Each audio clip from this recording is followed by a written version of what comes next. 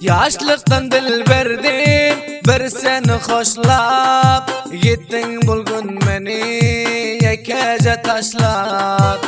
Beni garip görüp bir bay hoşlap orta yolda koyup gittin bevafa. Orta yolda koyup gittin bevafa.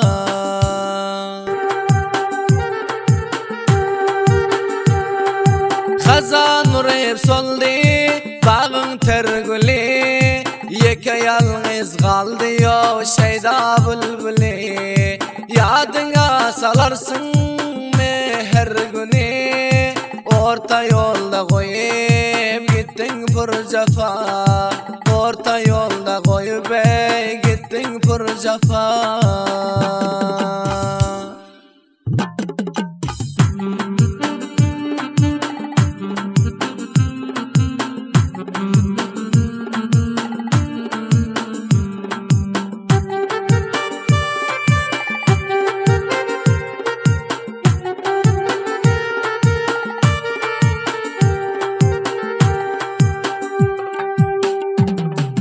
İşkarım boldu hemişe ağa, Gunama sinanda yar koyanda ağa.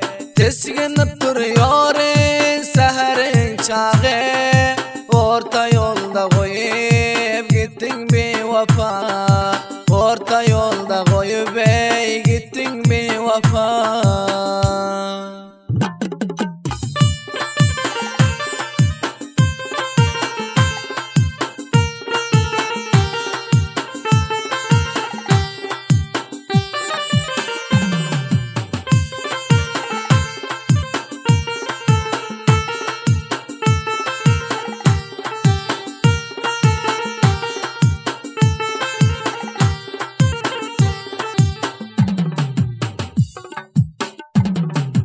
Aytırdım ben bunu canımdan doyup, eşitip gör bul şiiri yekece koyup.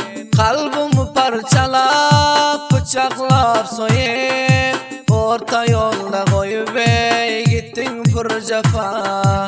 Beni yeke koyup gittin pür cefa.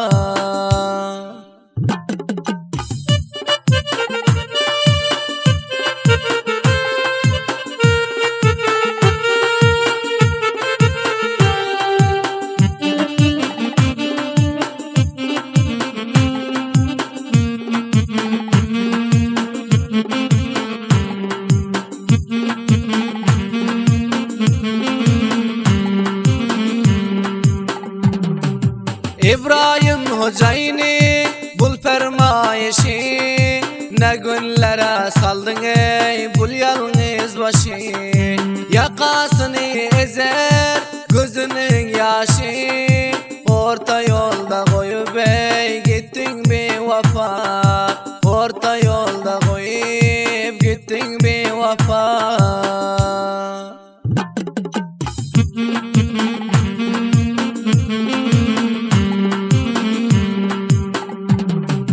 Maktım hamiyabi yazdı bul şiiri, ayrılığın köpter yaman tasirin. Sen beni öldürdün bulgun diri, orta yolda koyup gittin pür cefa. Beni yeke koyup gittin bevafa.